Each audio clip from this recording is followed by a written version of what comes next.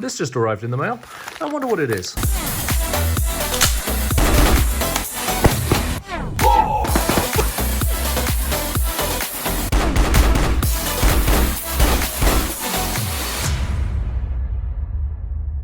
Hey there guys, Ron 9mm here, and today we are opening a mystery package. Well, actually it's really not so much of a mystery. If you watch the Easter egg at the end of the previous episode where we unboxed and mounted and tested the Justice, I showed a package that showed up in the mail. Well, I thought, if I'm going to look at optics that cost a couple of $100, what about the other end of the spectrum?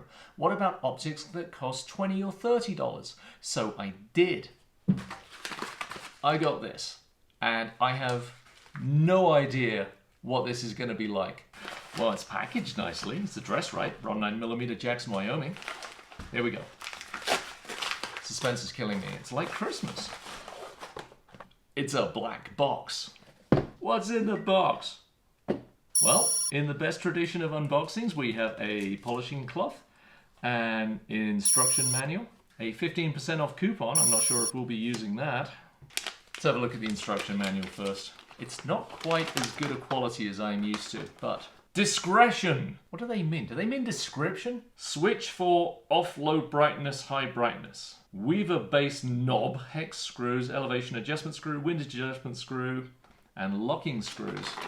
This tubeless design reflex lens aperture provides for a wide field of view, suitable for rapid firing or shooting of moving targets besides normal shooting. What is normal shooting? No, hold still, hold still. Stop running! This red dot contains a separate switch, 3 steps for off low brightness, high brightness. When switched to off, power it off. Wow. When turning to L and H, power is on and brightness of the dot changes from low to high.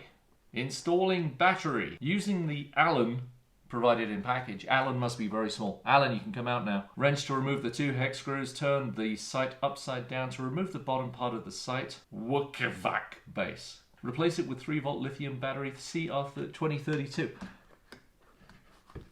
They gave me not 1 but 2 CR2032 batteries in there. That's almost worth the price I paid for this optic alone. Your red dot sight comes with a spare battery included inside the box. Your red dot sight fits a standard Weaver base. Simply unscrew the Weaver base knob and place the sight over Weaver base on top of your gun and tights it firmly. Before you make any adjustment, make sure using the flat screwdriver provided in package. They gave me a screwdriver as well? Jeez. Did they? No, I see Allen wrenches. Lies, deception. There's not a screwdriver in here. I'm really disappointed. Caution! Looking direct at the sun through this sight may cause permanent eye damage. Now, I get that their, quote, legal department has to put that. Looking at the sun through any optical sight is going to cause permanent eye damage, unless it's made of really dark smoked glass, I think. Ophthalmologists, please comment down below. Thank you. It's printed on glossy paper, and although the punctuation spacing is wildly inaccurate, it's really not that bad. I was expecting a lot worse. Let's have a look at the sight itself. I'm going to set this box to the side for a moment. Okay, actually it's not bad. It weighs about 1 ounce. Hold that thought. I'm going to go get a scale. Alright, actually for the fun of it, I got 2. I got a kitchen scale and my powder scale. We shall see. Okay, it doesn't feel as utterly terrible as I was thinking it was gonna feel. It actually has some heft to it. Let's see. It's a hefty 2 ounces! This is a heavyweight bad boy. What is that in grains? Let's find out. If you want to be really precise. This weighs too much. So it's too heavy for the powder scale. I'm wondering what this is going to be like when we turn this on. There appears to be some kind of coating on that, but there is really no discoloration when I'm looking through that. So I wonder what kind of coatings they've got on this. Look at this on-off switch. Okay, on red, on green. Oh, there's an off in the middle. There are some set screws, and there is your up and right, so elevation and windage adjustments that are set with Allen wrenches. We're going to have to disassemble this and have a look. I wonder if this thing actually uses a recognized mount, or if it's just bolted to this rather flimsy mount. All right, enough of that. Let's have a look. Oh yeah, I've got to get under here to put the battery in.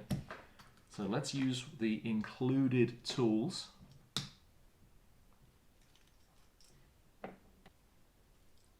hope I'm not doing the wrong thing by undoing this. Oh, what the hell? It seems to be coming apart. What the heck? I am so confused. Okay, so it looks like they've used a Trijicon platform or something like that. There's the battery, and when you take this apart to put in the battery or replace it, it kind of explodes. I am wondering if we've just already killed this. This is going to be a really short video if we have done so. Let's see. Okay. Put it back together again. Okay, maybe it's not the end of the world. We shall see. So if I'm referring back to my previous video where I was comparing the Trijicon RMR to the Justice optic, extolling the virtues of, well, with Justice you don't need to recite between every battery change, whereas the Trijicon you have to take it off. With this one, you have to put it back together again if you ever want to replace the battery. Maybe I should have just turned it on. Okay, it works. There's actually a dot. And let's put that on the other side. Oh, okay, you can see the red dot and a green dot. Okay, it works. It does something. That is pretty fuzzy though. Oh my goodness. It has one brightness setting, on or off, but it does have red or green. Enough joking around. I actually need to go find something to put this on. I will be right back. Okay, so this is my Ruger Mark IV 2245 Lite. As always, anytime you're going to work on a gun, check the magazine to make sure the magazine is removed. Rack the slide a few times. Visually check the chamber. Nothing in there. We can proceed. Let's see if the standard mount actually fits. Okay, so far so good. Oh, okay, I see how this works. Look. Well, that much works. It's on there. Pardon me for pointing a gun at the camera, but my God, there is so much reflection coming back on the lens. At least it turns on out of the box. Whether it is adjustable, whether it holds zero, I have no idea. Let's go find out.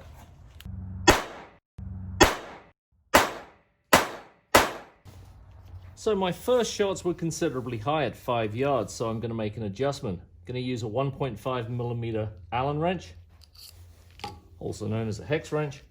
Per the instructions, going to loosen off the set screws, and the instructions didn't say which of the set screws did what, so I'm going to undo both of them. This says up, and that is counterclockwise.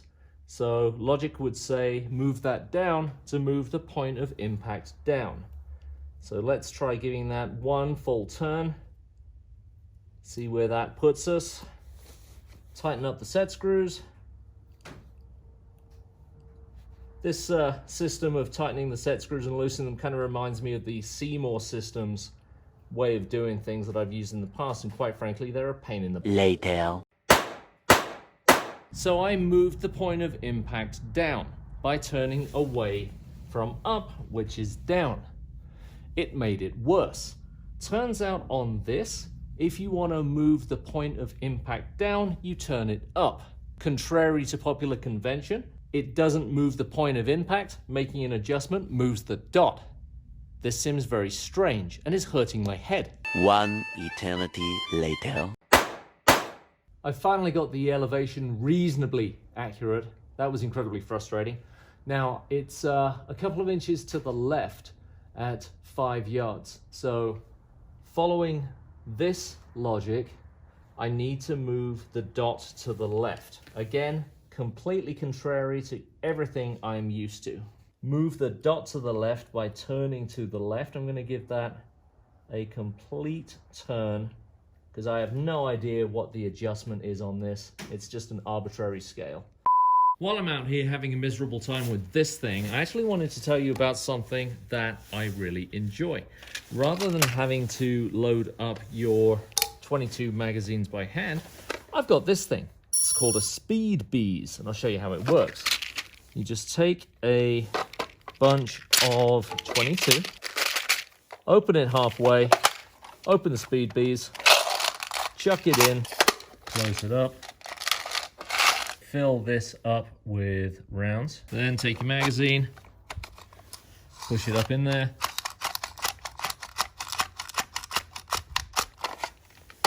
And that's it. Easy as that. Fills up the whole thing.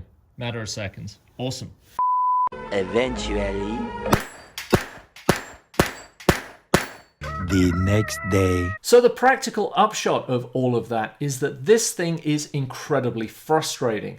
It doesn't conform to any of the conventions that I am familiar with. Normally, when you're making an adjustment, you're adjusting the point of impact. This doesn't do that.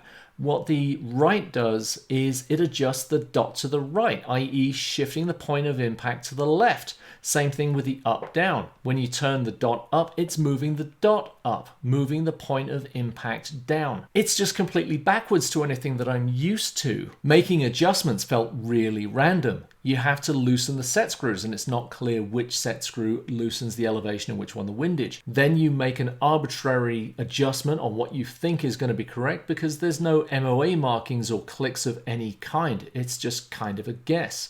Then you tighten up the set screws and then see what you've managed to do. Every time it's a different result. In anything approaching reasonable sunlight, the dot almost completely disappeared. Just a reminder, you've got one brightness setting, on or off. It's fine at night, it's fine indoors, but outside, forget about it. Totally useless. I was able to just about get it accurate enough to hit an 8-inch plate at 15 yards. Anything beyond that, and it was on the plate, off the plate from shot to shot. Completely inconsistent, a total waste of time. The only thing I actually had that would mount successfully was my Ruger Mark IV 2245 because it has a rail on the top. It fits, but like I said, it was an incredibly frustrating exercise. I found a better gun to mount it on. This one. In fact, the built-in rail on this is perfect for this little sight because of the way that it mounts. Let's see, mounting is pretty easy. There you go, solid. Actually, that lends a certain Mandalorian aspect to this particular firearm. That about wraps it up for today. The only thing that remains is a couple of moments of blatant self-promotion followed by a catchphrase. Please do remember, like, share, and subscribe. Comments below, what is the most useless optic you have ever purchased? And always remember, as a wise man once said, you can't miss fast enough to win. Take care.